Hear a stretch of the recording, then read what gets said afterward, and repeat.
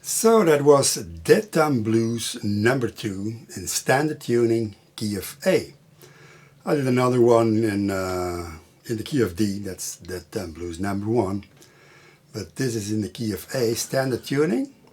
And here are my E's. And if you're interested in the tablature, I tapped it out from beginning to end. Please do open the video description, there is information about that. So, what is the Dead Time Blues? It is playing like this. So it's not alternating, but it's still on one string, 6th string, and the 5th string. It depends on in which key or which chord you're playing underneath. So, and I'm playing it the country blues way, and that is open and then mute. So you see my hand doing that? So it's not like that muted with your hand on the bridge, and it's certainly not open like that. Alright, let's start with the introduction.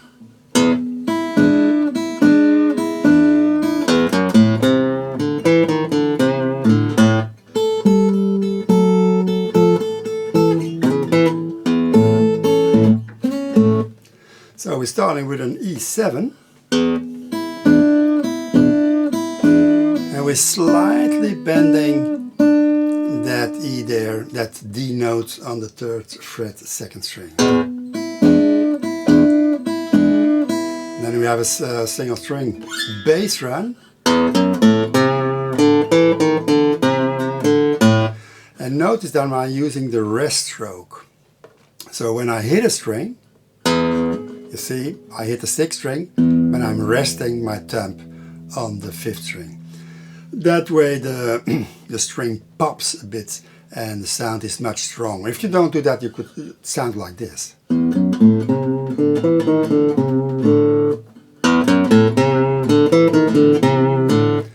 And I'm, well, blessed with a thumb that it's rather movable. And I cut the nail like, well, like this, but that will be different for everybody. And it allows me to play with flesh, or a combination of flesh and nail, and then the sound is much sharper and clear. So for the bass run,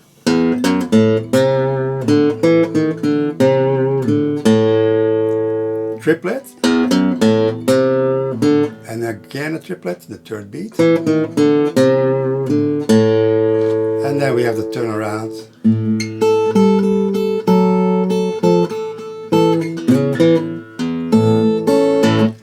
And it ends in the long A chord. Instead of that, you'd expect the 5 chord, the E7, but we're staying in the E, in the A there.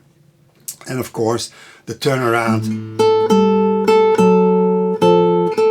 you can play that fifth fret first string any way you want. You can do triplets or not, that's your choice. And in bar 4, so we're ending on the long A chord and we're sliding into the 5th string 4th fret, going back to our long A. So one more time that turnaround.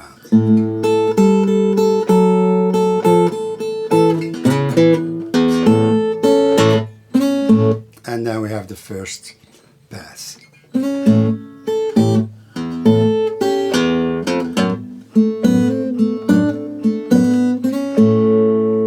I'll talk you through 2 measures at a time. So bar 5 and 6, we're going into our long A chord, A7, a double bass, and walking into our D7. I grab that with the temp wrap, it's the easiest thing I think.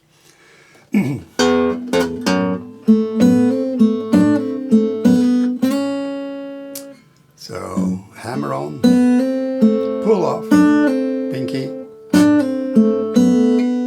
and slide into the long A chord again.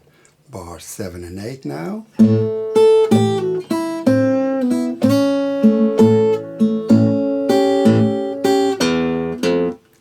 So that long A chord in bar 8, pull off and open, triplet.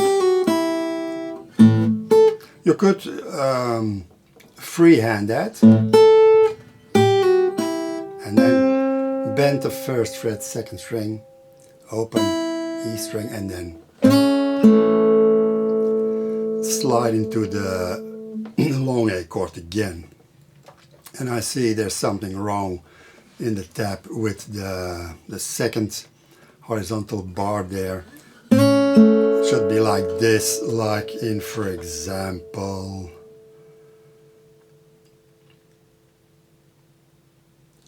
well, there's another measure where it's correctly written, but you get the meaning. This is the grace note.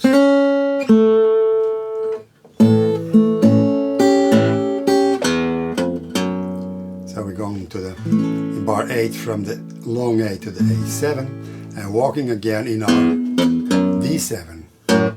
Alright, bars 9 and 10.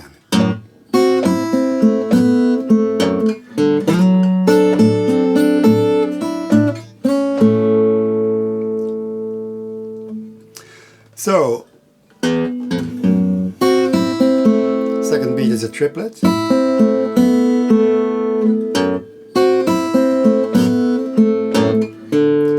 And we're walking into our alternate D7 there. 5, 3, 5, 4, and sliding into it.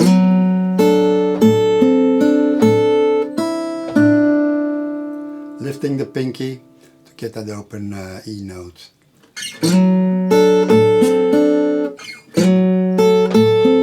Sorry.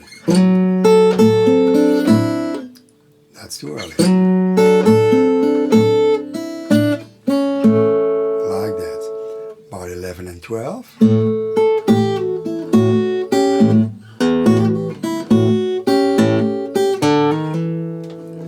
So, some people might find that pull off and followed by the E note on the 5th fret 2nd string, that's too difficult for you. You just play an open string, like I did in the measure 12, the following measure.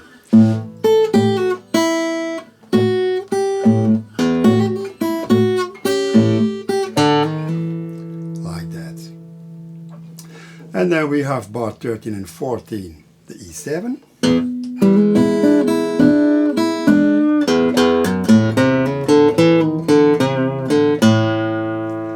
So,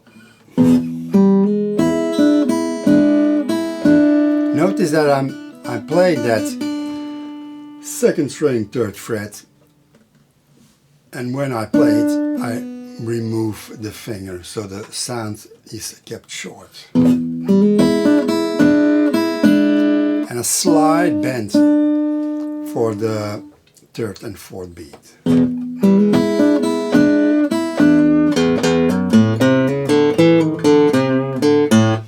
another bass run, and same principle with that rest stroke thing. So the last beat of bar 13 starts with a double bass, well, ends with a double bass.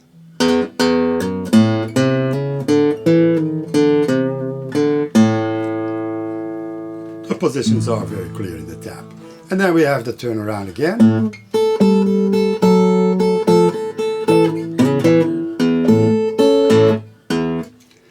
And then we go to the second verse.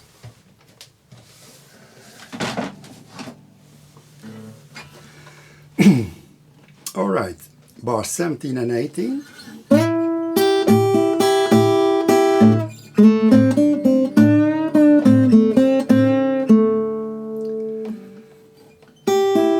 Form that partial chord there.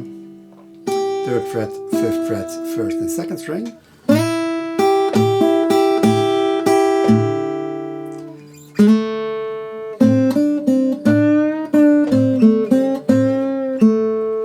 And then our D7.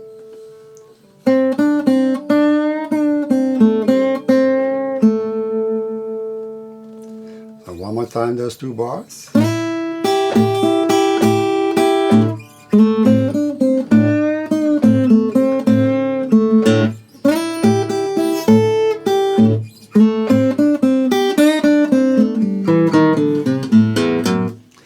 All right, bars 19 and 20. 19.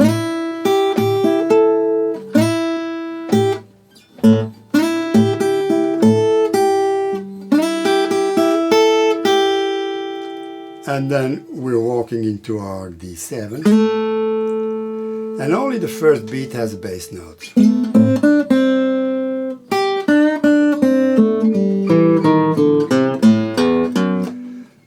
And I'm playing it all with the fingers except the last beat, I think.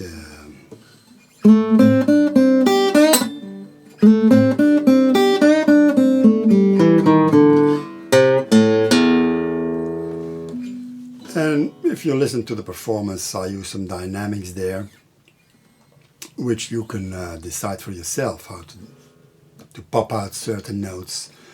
Play a little bit faster, a little bit slower.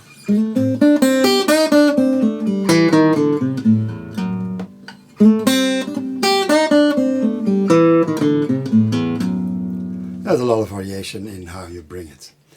Alright, so we had that. By the way, there was a bar 20 was a bar with 5 beats. That happens in blues. So, bar 21.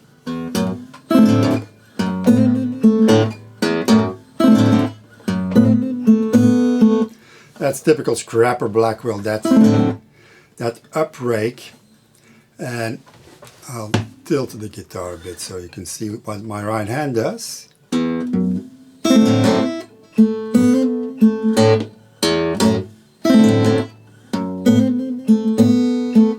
And important is, of course, the muting. We don't want like that.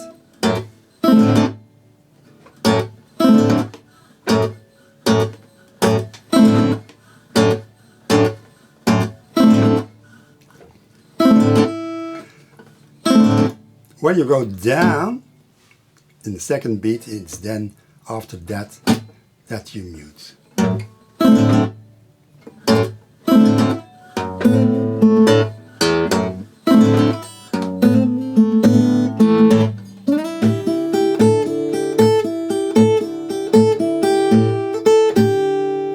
Bar 23 and 24, same chord as in the beginning of that second pass.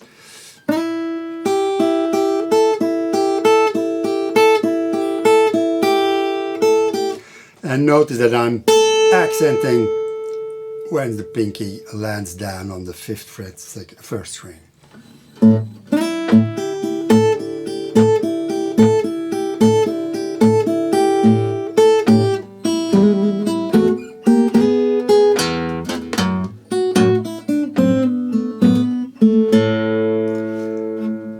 So in bar 25 we go to the E7. And we walk from the first position chord to, you could say the D7 moved up to the 4th fret, so it becomes an E7.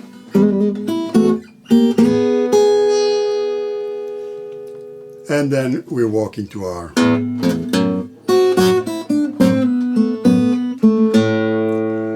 D7. And it's important that in bar 26, the last note, you already form your A chord.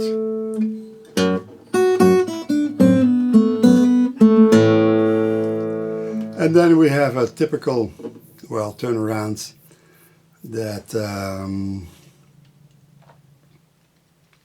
I forgot his name. Buddy Boy Hopkins, yeah. He does it in open G tuning, but if you transpose it to standard tuning, it sounds like this.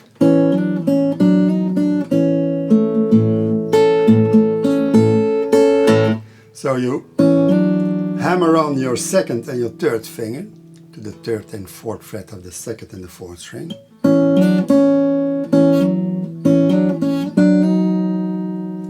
And then the 2nd time you add your pinky to the 2nd string 4th fret. Release and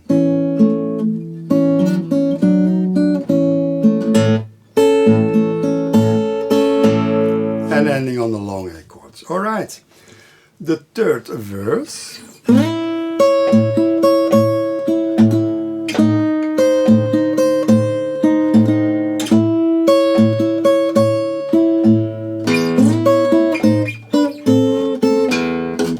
All right, those were the first 4 measures, 29, 30, 31 and 32.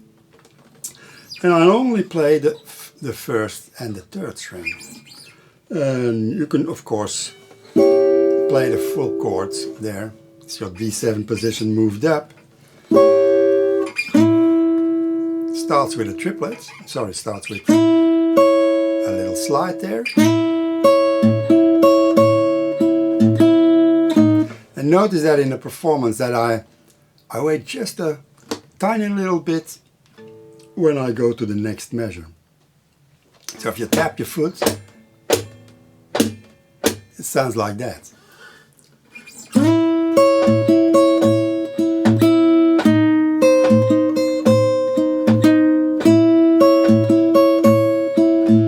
Little fantasy, you don't have to do that of course. If you play it straight, it sounds like this.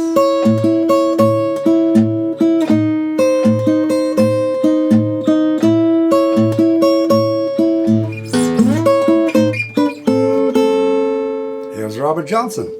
So, after those 3 measures where we simply go from the 9th fret to the 8th fret and back to the 9th fret, we resolve it in, and we're bending the 3rd string, and we're walking into our D7.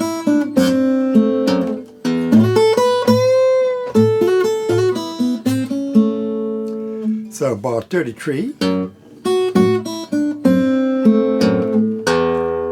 open bass, and then slide into an alternate D7 chords, 7th fret and 5th fret on the 2nd and 1st string. So I'm triplet to the 7th fret on the 1st string, and then I bend it and down. That's a full beat. 5th fret, hammer on from the 6th to the 7th fret on the 2nd string. 5th fret 1st string again, and another hammer on and open, and resolving into the long A chord. So measure 33 and 34 one more time.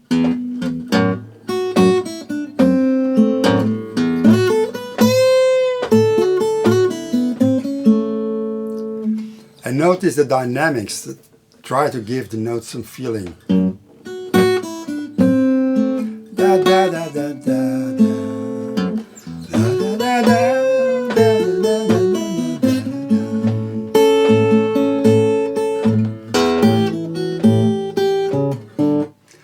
And then we have 2 measures, the 35 and 36, with the long A chord.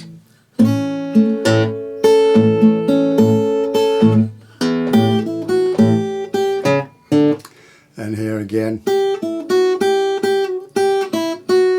you could use the open string, of course, instead of the 5th fret 2nd string in the 2nd beat there.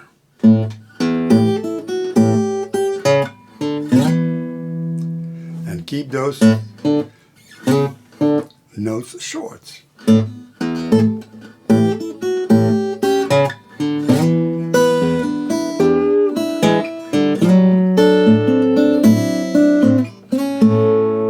So, some alternate ways to play the E7. It's your B7 chord moved up to the 7th fret.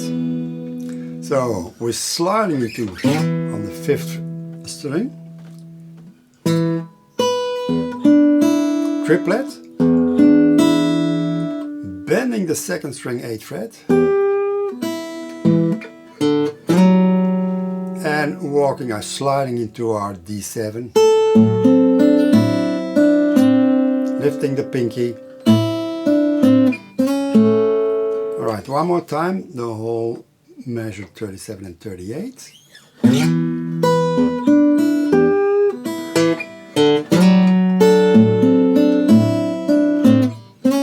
Turn around.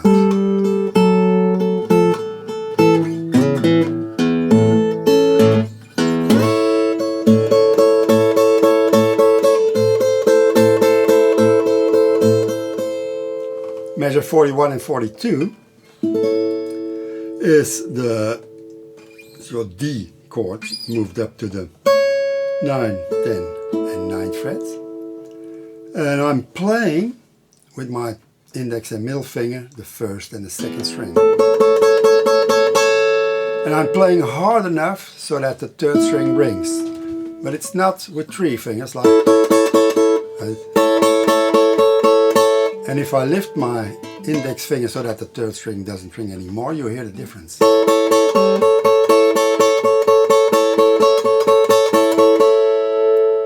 So that's for bar 41. That's a single, well, note there, a single beat, and then we have 3 triplets. And then we change it to the A minor, 8th fret, 10th fret, 9th fret.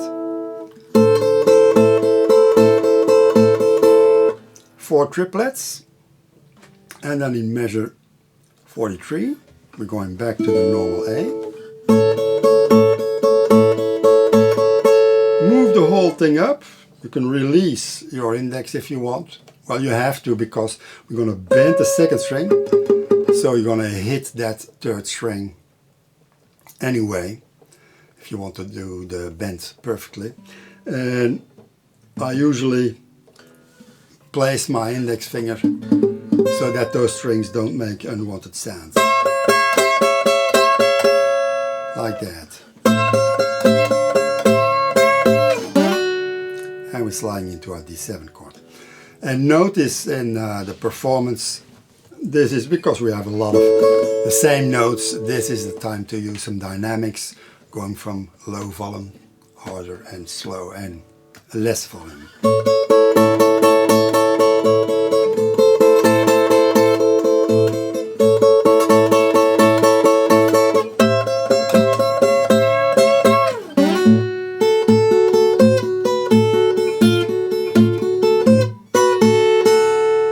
And then we're doing some, well, we're fooling around with that D7 chord, 5, 7th fret.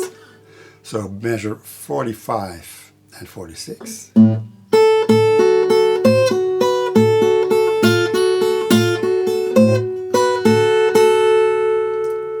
So the pinky goes to the 8th fret and the 7th fret on the 1st string.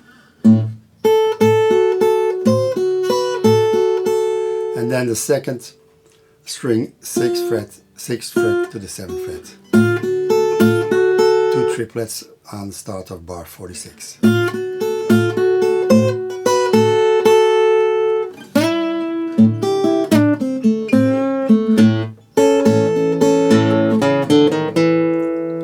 And then in bar 47, I'm sliding into that 5th fret 2nd string. and do a little bit of a vibrato, and then sliding back from the 5th fret to the 3rd fret. So the whole measure again.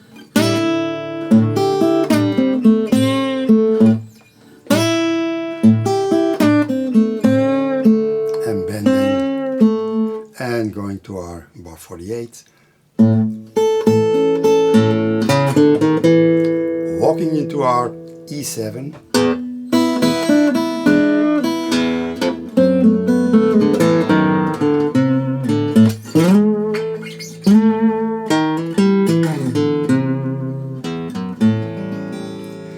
And bar 50, we're walking into our D7, and if you know your blues history, you will notice that this is a run that you'll hear in Mississippi Blues by Willie Brown. Let's say the second Willie Brown, who recorded only a couple songs in 1941 or 42 for the Library of Congress.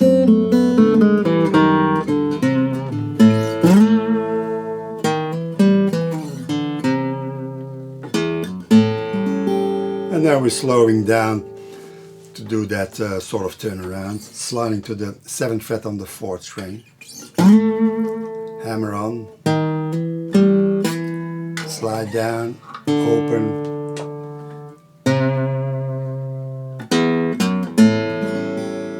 alright, one more time, 50 and 51 and 52.